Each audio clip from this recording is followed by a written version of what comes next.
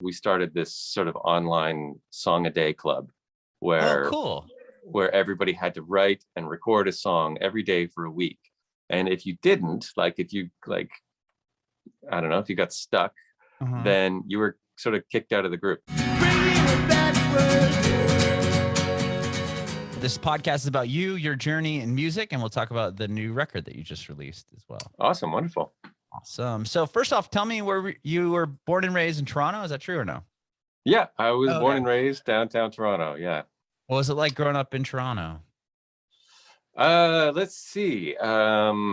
It was great. I mean, the city's obviously changed an awful lot. Like I'm 49 years old, born in 72. So growing up in the 70s and 80s in downtown Toronto was a kind of a different experience. There was no I don't know, it was a bit of like the child rearing at the time was more of like free range. Like the kids would Mm, just wander the streets and be home when the street lights are on. And sure.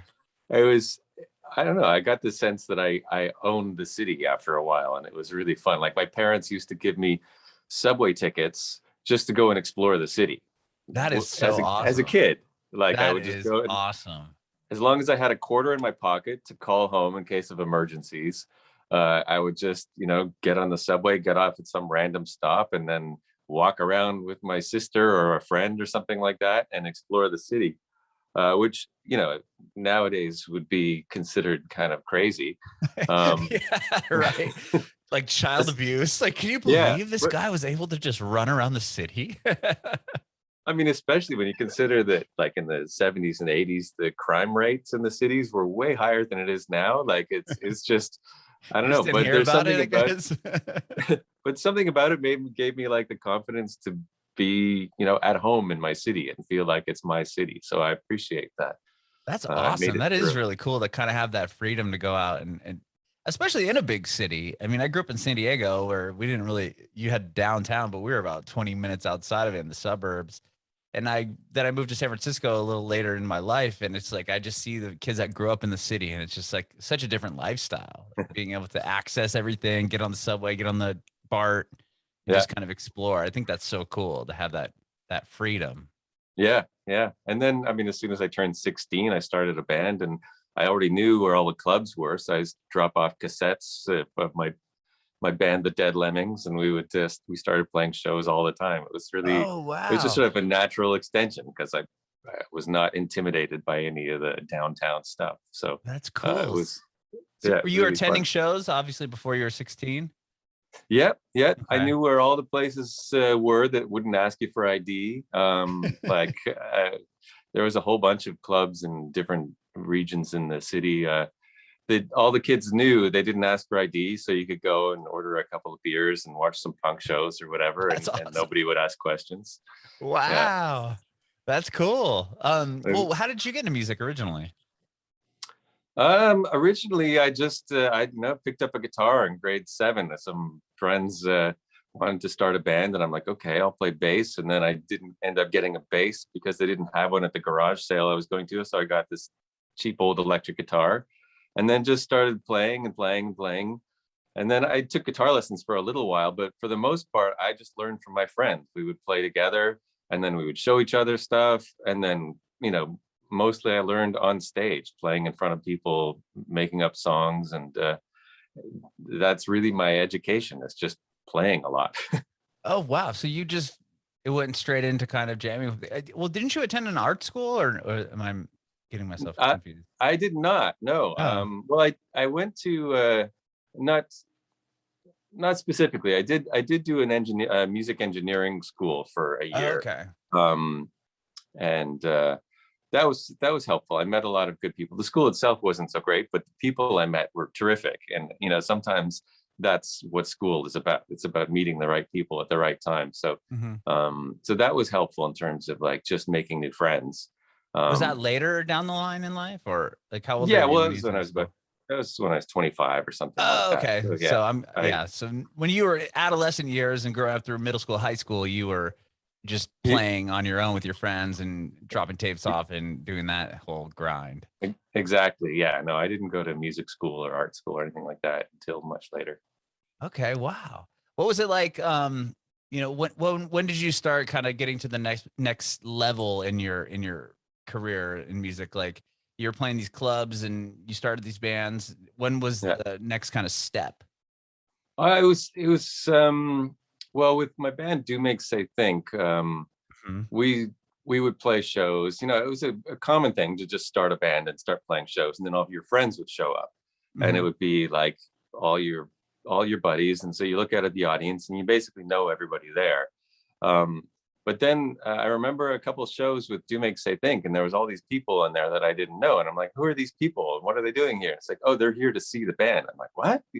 Like actually, like they're not just friends hanging out. And then Sure. that started to grow, and then we played a show at this movie theater with projections behind us, and it was like an 800 seat theater, and it was Wow. full. It was sold out, and we were like, whoa, this is like for real, we're a band now. It was really a kind of a fun, exhilarating moment of like Mhm. knowing that you had reached out beyond your peers and found an audience outside. And the other great thing about that whole time was that we never really had to work for our shows. Like we booked one show, and then we would get invited to do a different one, and then invited to do a different one. So for about a year, we were playing every week just by word of mouth invitations, and we were Wow. loving it. And it felt very natural, and there was none of the hustle involved of like trying to promote your band. It was just we could just focus on playing the music and doing what we wanted to do, and then we would get invited into these cool spaces. So it Wow. was it was a nice beginning. That is, yeah, that's amazing. Especially a 800 seater. You have the just off word of mouth. I mean, it's not like the internet was out there and you had like this viral Nope. success. I mean, it had to be that way. Flyering, I'm sure, was a big thing. Yeah, but no, we were just lucky. It was really word of mouth spread, and then Broken Social Scene kind of came on the scene a few years later, and Mhm. then that really exploded very quickly. I was totally surprised. Like we put out You Forgot It in People, and Mhm. then we had this show booked at this little club, Sneaky D's, and like they were turning away people all night long. Like it was just way too many people were piling up to the door, and we're like, "Oh, this is for real. This is cool." And then shortly after that, the band went down to Coachella, and we were kind of the darling band in Coachella that year, and so things really took off quickly after You Forgot It and People came out, and we were Mhm. touring all over the place. And Do Make Say Think was touring as well. We were invited to travel with Godspeed You Black Emperor. We went out across Canada and then to Europe, and then did a bunch of our own tours. So basically everything got real really quickly, and I spent most of my life on the road after, when I was 26 or 27. It was just always touring and writing and recording. Was that And hard to kind of jump into? I mean, I would imagine playing local shows and then it's like everything kind of explodes and now you're going across you're going down to Coachella and you're touring across the country and doing all these big things. Were you kind of like, whoa, like, how did you it take that all in? it was a bit of a learning curve in terms of like social space. Like you love your Mhm. friends, but it's a different thing to love your friends and be stuck in a van with them, for 8 hours a day, going to the next club and then working and staying up super late playing a show, packing up all your own gear, loading it back into the van, driving for a couple hours to find a hotel, and then sleeping for 4 hours. Like this, that the intensity of the early touring was pretty remarkable. And we kind of, you at, at the beginning you feel like it's a great adventure and it's all going to be incredible, but you quickly learn everybody's idiosyncrasies and the space that they need, and it's a challenge. It's a challenge, like a personal challenge, in a lot of ways. So it was, yeah, no, it was definitely a learning experience, Mhm. but we all kind of stuck through it, and we knew when to take breaks, and we knew how to keep going. And we're, both Do Make Say Think and Broken Social Scene are still bands Still, after yeah, all it's these still years. active. It's Yeah, crazy. Well, I mean, and they're not small bands. It's not like there's a right, three-member group. So I right. would imagine touring with both of those bands would be a lot, Yeah, right? yeah. When you're touring with large groups of people, the odds increase exponentially that two people in the group are not going to get along. Like Mhm. you don't know which two, but like there's going to be some friction in there no matter what. um like if it's a small group, you all sort of find your dynamic, but the bigger the group, the more likely there's conflict in there. So we've had to like sort of surf a lot of these like sort of personal challenges and stuff, but we've learned it and we know when to take breaks and keep space, and we all still love playing music together. So it's still going. And what did you, I would imagine you have to take two vans to these events. Like, how do you tour with that many members? Well, with Broken Social Scene, we graduated to buses pretty quick. Oh, like, okay, that's nice. Like, yeah. So yeah, and you know, that way it's such a difference. Like you get into your bunk after the show or whatever, you go onto the bus after the show, and everybody kind of like still got energy and excitement from playing. So we stay up and laugh and talk and play euchre and like have drinks and stuff, and then you can just fall asleep in your bunk anytime you want, and then wake up in the next city and you have no idea what the day will bring. It's really kind of a fun way to live. Sure. Wow. And in 2009 is you put out a solo record, the Happiness Project, which did really well, won you a Juno Award. Yeah. That's pretty impressive, I mean, in itself. But how did you have time? I mean, I would imagine with Do Make Say Think and then the Broken Social Scene, like to find time to write a record as a solo artist. Tell me about that. Well, that was 2007 was when I did most of the writing and recording for that. And that was when the Broken Social Scene put out Presents records, like Presents Kevin Drew and Presents Brendan Canning. So they were touring their records, and I wasn't part of it. I had young children at the time. Like I had little babies. So I opted out of those tours and stayed home. And dad stuff. That's cool. Yeah, and I think I could go and do some writing with Do Makes. I'm not sure if we did much touring, but there was a year where basically I had some time to myself. So I just I don't know. I spent a lot of time on my front porch with my kids that time and getting to know my neighbors. When you have kids, you really get to know all your neighbors quickly. Oh, I've got two. I get that. Yeah. So yeah, that album was really basically a collaboration with me and my neighbors. It's funny, like just I interviewed them about happiness and asked them what it meant to them, and then I sort of studied the cadence of their speech and played that on different instruments, and it kind of became a bit of a jazz experiment, I guess. At least it was accepted in the jazz world. I'm not really a jazz musician, but that album, it won the contemporary jazz Juno Award, and I was quite surprised at the category, but at the same time I welcomed it. But it was that was the year that I had of sort of following my own muses, essentially. Sure. And I would imagine a pretty validating moment for you to Juno Awards is, I mean, equivalent to obviously like a Grammy in Canada. I mean, it's the biggest thing you could win. I mean, that must have been super validating. It was hilarious. I mean, I don't know. Broken Social Scene had won a Juno before as the band, you know, in the early days, I was all kind of punk rock and thinking that the Juno Awards were like, you know, the establishment. It's all about the music industry when I'm more about the community. So I kind of like snubbed my nose at the Junos the first couple of times, and then I started, you know, I don't know. It's when you get patted on the back like that, it's kind of hard to be punk rock about it. And right. But and also the longer I've been in the music industry, the more I've seen it change. And it's I don't know, there's a lot of good people involved in the music industry, so I don't have the same disdain for the Junos that I did early on. That's good. Yeah. I mean, it reminds me of the time like Arcade Fire won the Grammy for like album of the year, and people are like, who, like people that didn't know who's that? Like the mass amounts of people didn't have any clue who Arcade Fire was, and they won the biggest award at the show. Yeah, that was thrilling for, you know, all of us. Like, we're friends with them, and like they're, you know, to win a big American award, that's a whole different ballgame than winning a big Canadian award. But still, I mean, Juno is huge. Juno's a Juno. Wow. You put out a record right before the pandemic called "Thank God the Plague Is Over." Which is kind of I think we're responsible for it or something. I don't know. Talk to me about that record before we get into this new one that you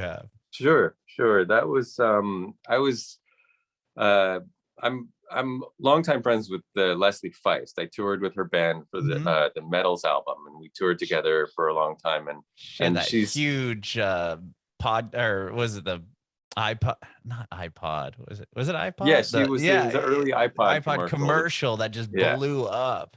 Yeah, and she's like become super famous, especially in Europe. Like we were playing in stadiums in Paris and stuff like that. That's like cool.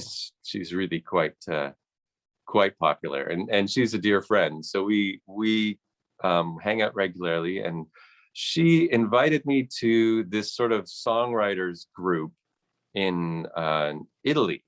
So it was through Damien Rice, who sort of put together this collection of really incredible people from around the world, like Adrian Lenker from Big Thief, and I don't want to name drop too much. Like it was just a really cool group of really, you know, big-hearted real musicians, and we all stayed at this castle in northern Italy together. Wow. Which was also an organic farm, and just like it was so idyllic. It was ridiculous. Like it was just the nicest people and the most beautiful setting. And I met a violinist there named Josephine Runstein, and we had never met before. I brought a nickel harpa, which is like a Swedish medieval instrument that I've been playing for a while, just something I picked up along the way. And we went to this little chapel to sort of test the acoustics of the place. And we both picked up our instruments and just started improvising. And it was like fireworks were going off in our heads. Like it was so exciting. Like the way we played off each other was really thrilling. The sound of the little church was amazing. Like this church itself is probably the most incredible part of it, because it's this teeny, tiny little chapel in the mountains of northern Italy. And all over the walls is graffiti from people who were basically losing their family members to the plague. And so there were all these, like, you know, begging pleas to God to help save them from the plague, because 90% of the population was killed by the plague in that area. So there was only like a handful of people left, and they were all like writing on the walls of the church asking for help. And then there's this great big red X painted on top with little dog ears at the top of the X. And they had an archaeologist come in to determine what it meant.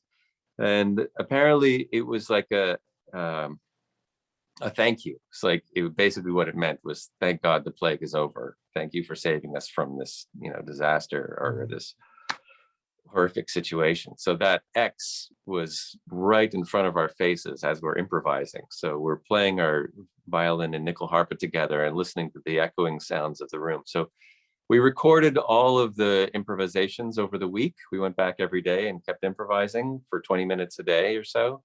And then we just collected our favorite moments and released it. Wow. So it was just a way of kind of,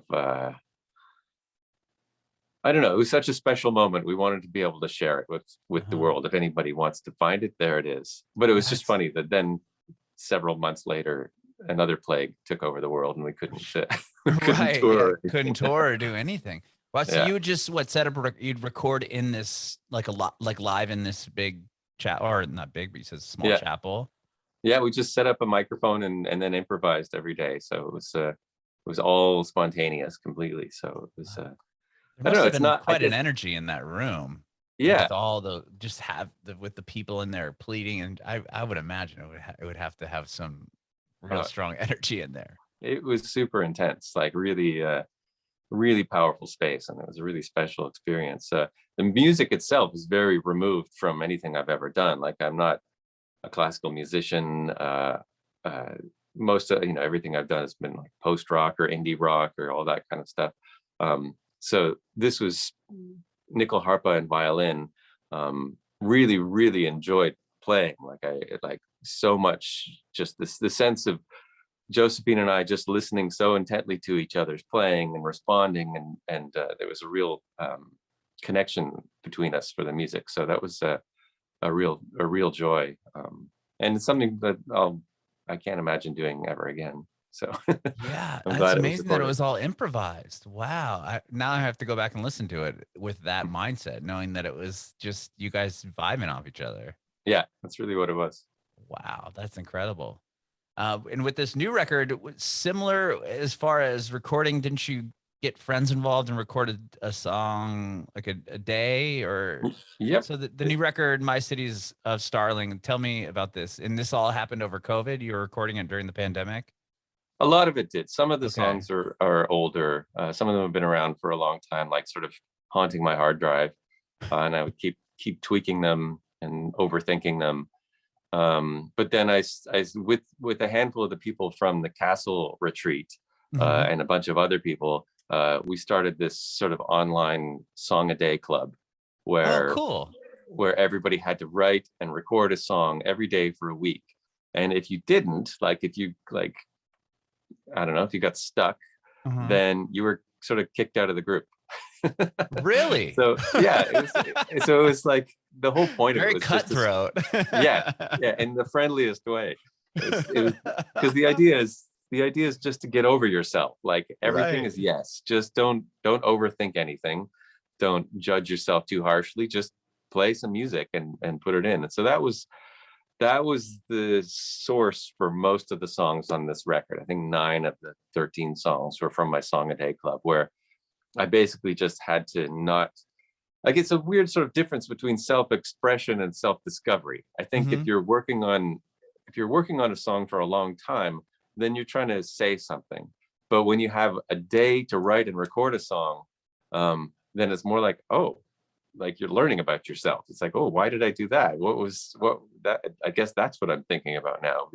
So it's more like a mirror than I don't know, a stage in a way. Mhm. Mhm. Um, so I really appreciated that. I love this idea that we can the group of us could all just write and record a song a day, and then we get to listen to each other's music, and we would all send emails to each other, complimenting each other and encouraging each other. It's a very healthy group of friends.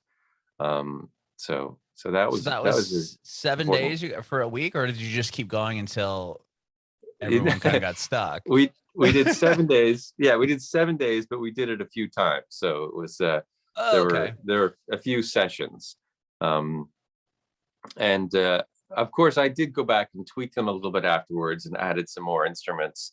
But the initial idea, the inspiration was all done very spontaneously. Wow. So you said 9 of the songs that are on the record all came from that?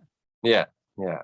So you would you'd sit down, talk to me about this process. So you sit down, write a whole song throughout the whole day, and you submit it at when you're finished at night, and then the next Yeah, day you guys would have notes for each other, or essentially, well, the notes were volunteer, but basically, yeah, I would sit down and I would open up my Pro Tools, or I have a 8-track reel to reel here that I use sometimes as well. Mhm. Um, and then I would just pick up an instrument and start noodling around and record until I found something that I liked the sound of, and then I would record it, and then pick up a different instrument and add to it, pick up a different instrument. Sometimes I would start with a chord progression. There's a few songs with lyrics, which is really not something I normally do, but it was fun to try and get over that self-consciousness, because I've never Mhm. been much of a lyricist, mostly out of I don't know, self-doubt. Um, Mhm. there's a lot of great writers out there. We don't necessarily need more people spouting mediocre lyrics. So so I'm always a little shy about that, but then that was a good project for me to write some songs with words. Mhm. But yeah, and then I would spend pretty much the whole day in the garage here, um, tweaking and adding and subtracting. And then whenever I went to bed, basically it was done. It's like whether I was happy with it or not, it was Mhm. done. And then I would send it in. And then the next morning we would have an inbox with everybody's tune.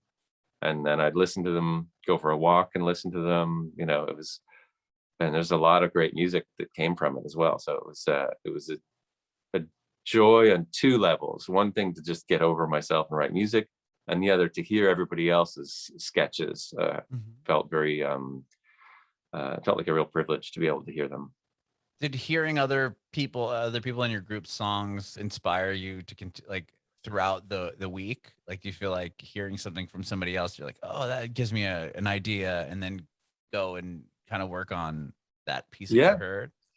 Well, certainly the caliber of music that was being presented was really incredible. So it wasn't so much inspired by ideas, but inspired by just I guess there's some sort of friendly competitiveness. Right. Yeah. It's like, You're oh my competing God. against everybody else. Yeah, in a very, friendly way. Like there's just such really good music coming from these people, and you know that they just did it in a day. So I'm like, okay, let's see what I can do today. And I just push myself and push myself, and but at the same time, without having time to second guess and doubt myself. Mhm. How many people started and how many people finished the weeks? Do you remember? Well, there was different. Sometimes it was up to like 30 people, Wow. and by the end there might be 20 people. But then So the quite a last few couple, people finished, right? I mean, yeah, that's a lot yeah, of songs. yeah. I mean, the definition of a song was whatever you Loose. wanted it to be. Okay. Like there was a couple times when I handed in things just because I was exhausted or whatever, which were barely songs. Like they were super minimal, but they just had a nice quality to them. Like one time I couldn't get to my garage because there was a skunk in the backyard. Oh, This is a man. Toronto problem that doesn't happen very often, but there was like a Sure. skunk just, and I have a dog, so if I opened the door, the dog would go out and get sprayed by the skunk. Sprayed, So yeah. I No. couldn't get I couldn't get to my studio, so I just did a little noodling on the piano and sent that in as my song as like a voicemail, sort of Okay. a voice memo, and everything is acceptable. One time I just recorded the clock bonging. That's So cool. Wow. Okay. And then at the end, you had obviously we had 14 songs and some yeah, still on your hard drive, and you just kind of sifted through and figured out what you wanted to yeah, put on the they record. in a way they became like the starter canvases. So after that, I would go back and add and subtract a little bit more and tweak them. It was almost like having a garage full of canvases. That's my art studio, and every day I'd be in like, okay, I've got yellow. What painting needs yellows? Or Mhm. I just sort of scroll through all the different songs and try and add a little bit of this to that and this to that.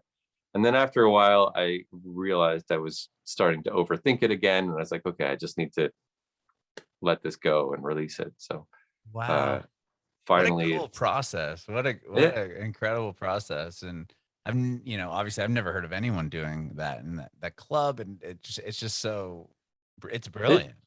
it's great, and I recommend it to any group of songwriter friends because it's friendly and encouraging, and you get to hear a lot of new music, and it's especially when you're sort of holed up in your house, like we've all been for Mhm. the last year and a half, 2 years, whatever, of being feeling a little bit trapped. I've been in like a bunch of clubs. That's kind of what I've been doing, like dealing with it.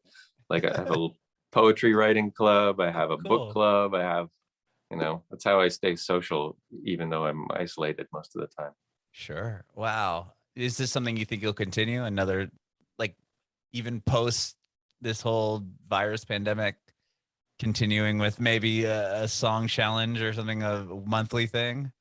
We'll see. I don't think it'll be that frequent because suddenly everybody's busy again. Oh, true. Um, yeah, but I hope it happens again in the future. I'm always ready for it. That's cool. Do you have anything like as far as touring goes on the schedule with either Broken Social Scene, your solo stuff? How are you sitting now with everything that's kind of opening up? It's still, our calendar is still pretty empty. Okay. We have Broken Social Scene has one show on the calendar in December in Toronto at Massey Hall, which is a really nice theater that's reopening. But at the same time, we don't really know if it's going to happen. Mhm. Right, right. I So mean, with everything else kind of this yeah, Delta thing and yeah, everything else that's happening. yeah. So we'll see. It's still, we're still in pandemic land, really. So Right, we'll see right. what happens. Have you had a chance to play it all yet? Live? No, I haven't. I've been to a couple shows. There's a few jazz shows that I've been to that have been like outdoor, Mhm. like patio things, and that's been really great. But and then this weekend there's the Wavelength Music Festival, which is a really cool festival in Toronto, and they're it's a big outdoor festival. So I'm going to go to that. It's exciting to sort of start to feel normal again. Right. Yeah. We Yeah. have Bonnaroo here in Tennessee this coming weekend, and I'm excited, but I'm kind of like, this is going to be crazy to see that many people in one space. It's just, it'll be interesting. I'm really excited though. That's cool Yeah. that there's a festival that you're going to as well this weekend. Yeah. Well, it's nothing like Bonnaroo. Bonnaroo is a pretty wild festival. I've played a couple times. I love it. Oh, But really? Yeah. I've never been, so I'm excited. I've been to Coachella a lot, but I've never been to yeah, Bonnaroo. So yeah, excited to see how it all kind of comes together here in Tennessee, but very exciting. nice. Awesome. Well, thank you so much, Charles, for doing this. I really appreciate it. My pleasure. Thanks I have, for having me on your show. of course, I have one more question for you. Yeah. Do you have any advice for aspiring artists?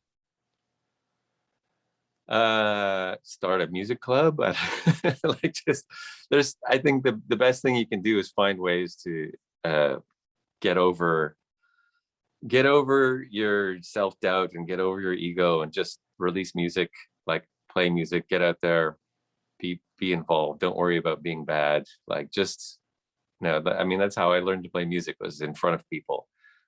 So just do it, really.